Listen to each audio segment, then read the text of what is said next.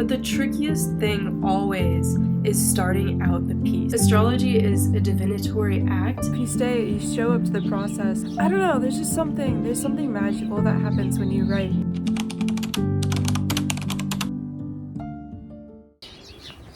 Good morning. It's actually quite early in the morning here, not yet 7 o'clock.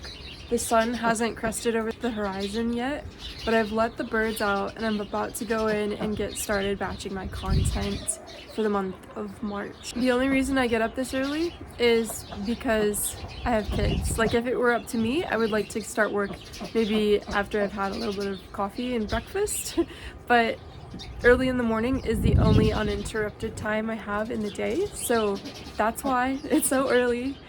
And what I'm about to do as I go in, I'm gonna grab my calendar and I'll be looking at all the dates that I need to publish. I publish every Friday, and I'm gonna look at the transits that are happening related to each week.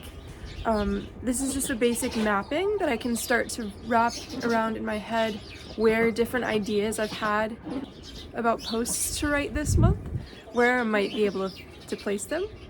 One of the reasons I like to batch posts is because, like, my inspiration time is different than my writing time. Like, if all my thoughts are going on the thing I'm writing, I'm not thinking about what would be fun to write later. So after writing every chunk of posts for the month, I'll have a little bit more downtime where I find new ideas arise. I already have a list of those ready to go for March. So I'm going to look at those and see if any of them actually fit with the transits that I have, and sort of map out a potential schedule or like a list of assignments for me to write. So that's what I'm about to do here. So, as I said earlier, what I'm doing here is flipping through a list of astrological transits happening this month and connecting the most significant ones to the days that I plan to publish. I usually like to publish posts looking to transits that will take place in the following few days, but sometimes an especially big transit, such as the lunar eclipse that took place in early March, deserves coverage even in the days following, because the impact of an eclipse is often an ongoing thing. It has a very long half-life compared to other transits. This part of the process only takes me about 15 to 30 minutes overall. As I was saying earlier, I'm working with a list of post ideas that I always have running. I keep an ongoing document in my phone where I can just add to it throughout the day different ideas that I would like to unpack further or explore more deeply that I think are particularly suited to the work that I'm doing over on Substack. Anytime I have an idea, I just pop it in there.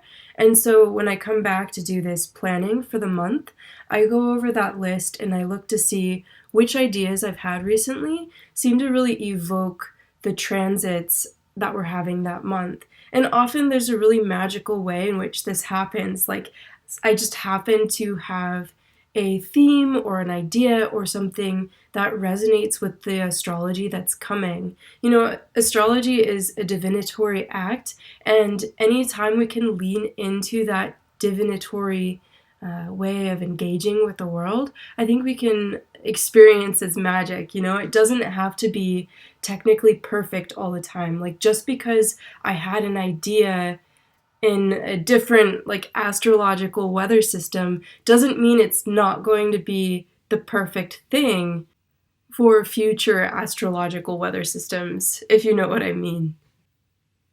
So the work that I'm really doing here is just a matter of puzzling out which ideas will work with the astrology of the month and fitting them together into a comprehensive narrative arc that reflects the planetary movements over the period of time that we're covering.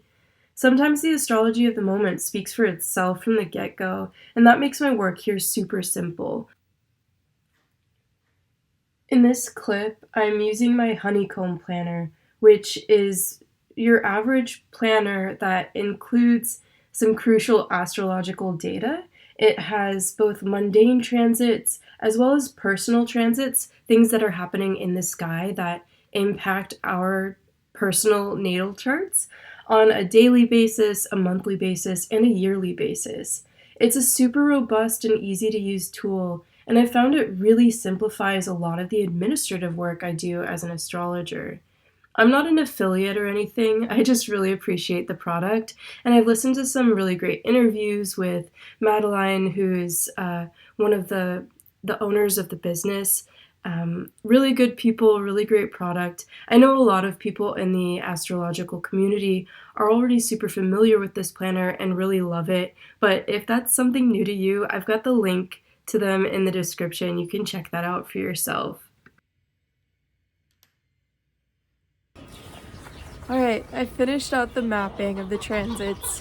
It surprised me a little bit because none of the posts that I thought I wanted to write this month am I actually writing.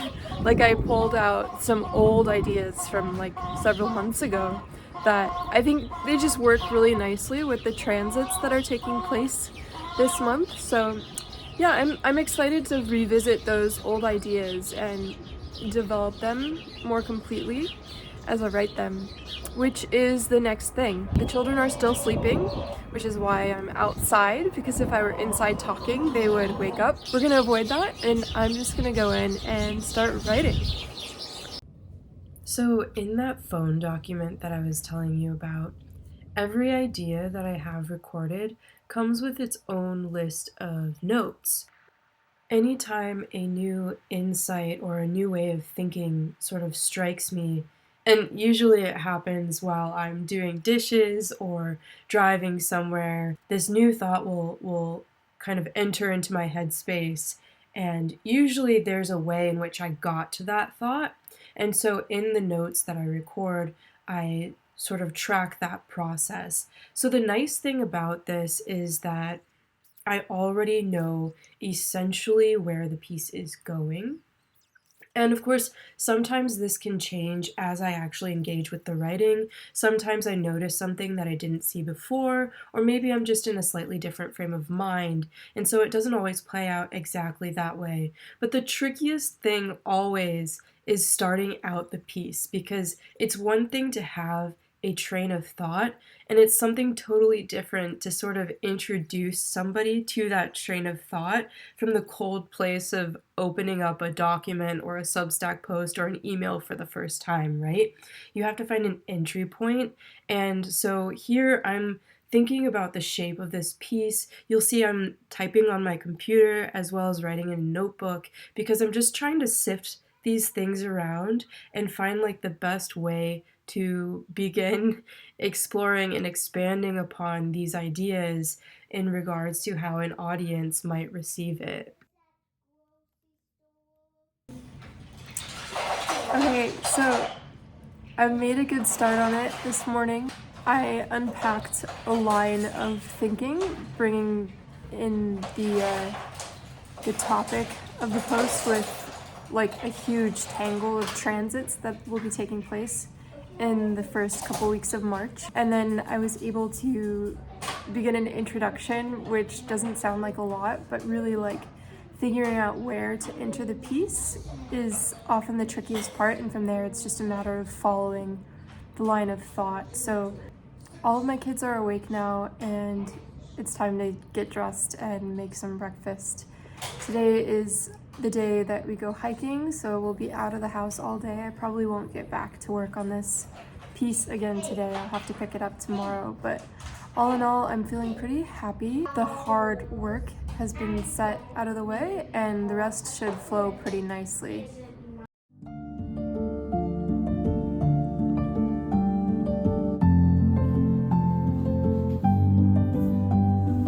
I should clarify that when I say I'm writing all of my content for the month of March, there's actually a significant piece of content that I'm not writing in this series of days filmed in this video here. On the last Friday of every month, I publish one longer essay going really in depth on a particular topic. That's a piece of content that I'm kind of gathering around throughout the entire month. I'm listening to podcasts, doing research, gathering notes, and then in the middle of the month, I'll spend a whole week writing the actual essay. I don't have to do any of that work right now. All the gathering that I'm doing for that essay is a low level activity so that I can spend this week really focusing on the posts that I'm writing. These other posts, the ones that come before the final week of the month, are shorter posts meant to be little pockets of inspiration, something fun to read, nothing heavy, just new insights, new concepts, or a fresh way of thinking about things to lift people up as they go about their day. These posts usually come in at about 3 to 4 paragraphs long, but I don't have a specific length I'm actually going for. I just know that I have a really simple concept. I want to put some flesh around it to make it feel like a complete piece, but generally they're pretty short, and so it's just a matter of feeling like I've got that idea fleshed out as I'm writing. And I have a really intuitive sense of when that happens in the space of the actual writing. I finished the first draft. I only have a little bit of time to keep working on my Substack content for the day. School went extra late, so it's about 4:40 now, which means I've got 20 minutes between now and when I need to start getting dinner going, so we're just gonna use what time we have. And often when I find myself squeezed for time, I'll end up going a little late, making dinner a little later. It'll be okay. I get cranky if I don't have a little bit of time in the afternoon to work on my own things. So right now I'm going to read through what I wrote this morning, and usually, like, I literally read it aloud, and as I read, I pick up on things that feel like they could be rephrased, or I catch typos, or it just gives me another chance to look at what I've written and decide if it feels living and if everything feels like substantial in terms of the piece and the direction that it is going. So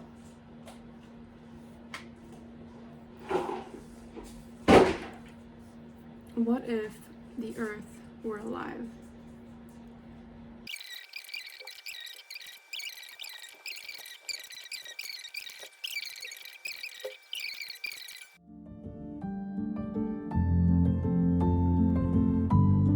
By the time I get to writing post 2, especially when I'm able to work consecutively throughout the week like I was able to do here in this video, I find that my writing just sort of flows.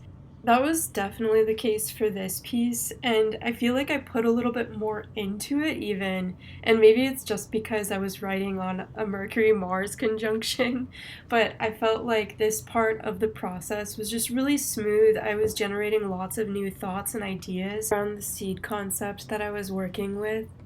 All in all, I really enjoyed this part of the process, and that's usually the case. I love getting into a good flow and rhythm as I'm writing.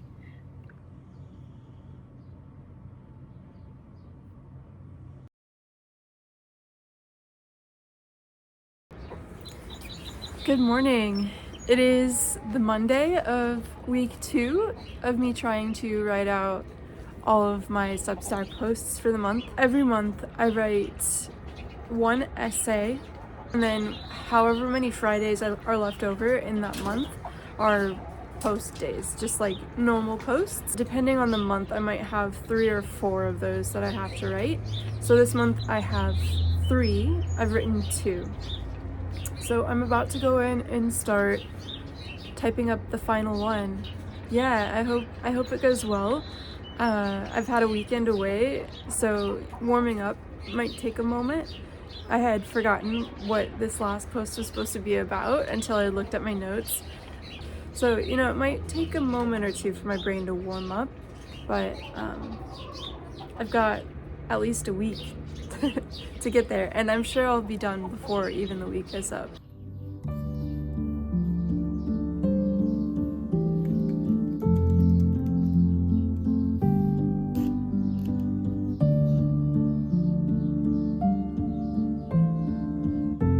This This last post was actually a bit more difficult than I had anticipated because it involved a personal story, and I had to resist that very human, double-headed beast of wanting to be seen or being afraid of being seen, and just honing in on exactly what was needed for the point that was being made in the piece.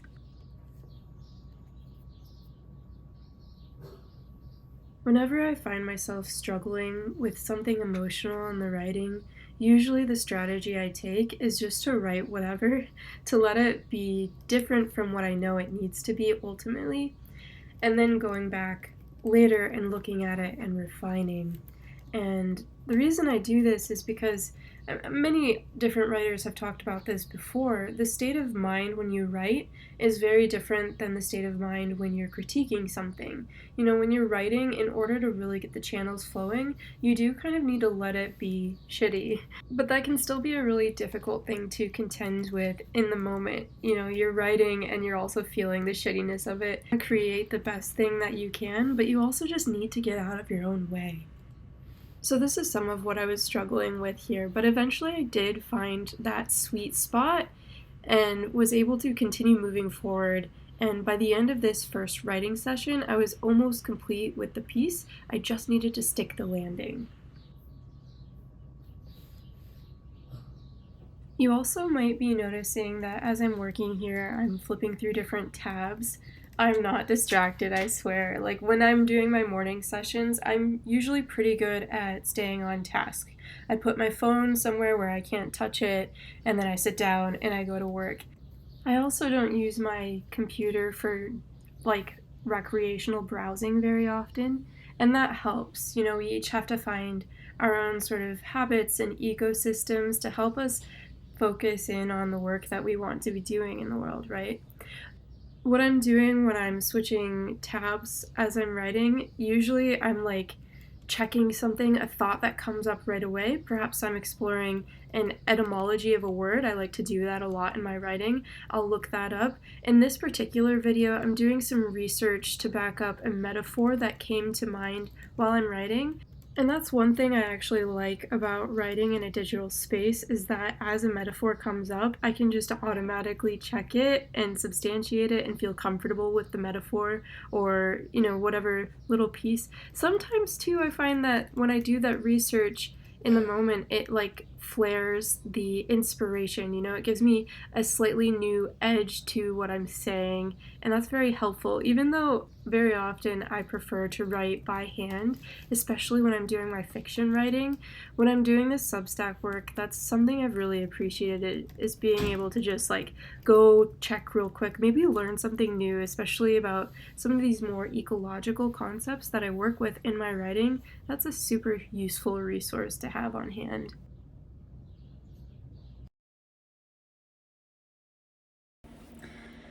All right.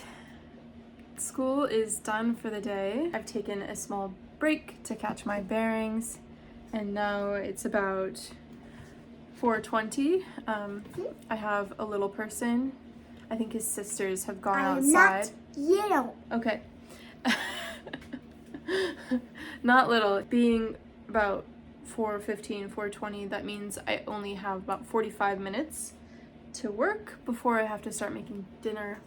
And I know, like, at this point, any little bit of time that I can spend working on the writing makes a pretty significant difference because I'm so close to finishing that first draft. Like, the hard part is always getting into a piece.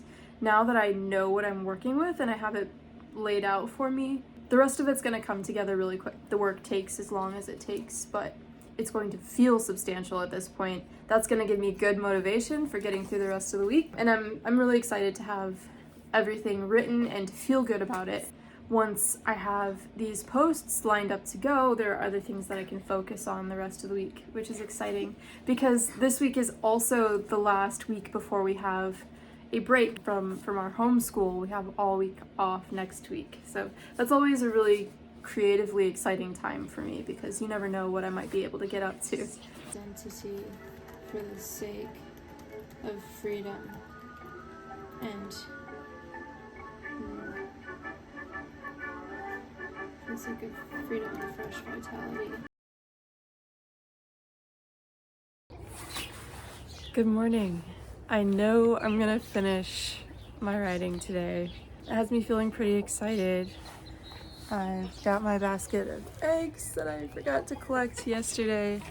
I've taken care of the birds, and this morning, as I was slowly waking up in the bed, a new paragraph came to me that reworked something that I was kind of struggling with yesterday afternoon as I was writing. I think it's taking like two kind of clunky paragraphs down to one paragraph that feels really tight and concise. You know, this is why people say we should sleep on things. Sometimes it just like synthesizes perfectly without our even having to look at it. And honestly, like so much when I feel like I'm in flow with my process, that's the way that it happens. There's moments of difficulty. You have to kind of start to frame things out, but once you have a direction, then you can look at it, and I don't know, there's something magical that happens when you write. You know, if you show up to the process, you stay in integrity with it, meaning like, you know, if you just wait around for something magical to happen, nothing magical will. But if you stay in integrity with it, if you show up to it, you look at it, you try and figure out from your clunkiest human brain what's going on. Sometimes you can sleep on it and you'll have something sort of handed to you. So I'm feeling really grateful about that this morning, because I was really struggling with that yesterday afternoon, and I just had to go and make dinner. But here we are. I can't imagine not finishing this morning. So that's what I'm gonna go do. I'm gonna stop yapping my trap. I'm gonna go like drink some water because I just woke up, and look over this piece that I wrote and put in that new paragraph.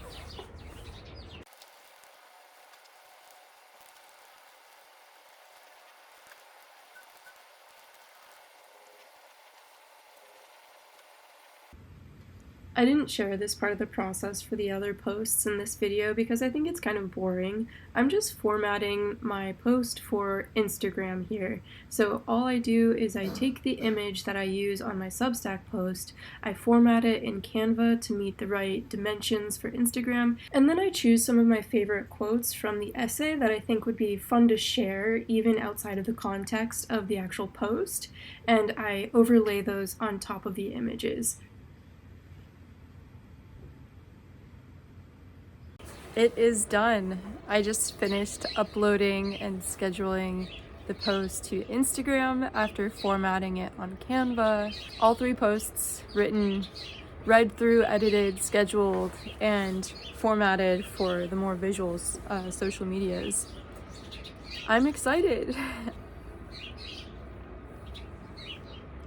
Whenever I finish writing my posts for the month like this, there's like an instant relief off my shoulders. I feel like the world is open to whatever creative imaginings I might have in store for it.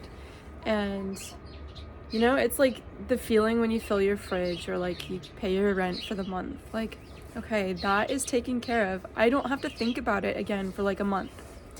And I also have 3 weeks to think about the essay that I'm going to be writing on Aries. And it's always nice to have extra time buffered around those essays that I'm writing, because if anything gets me stuck, it's those essays.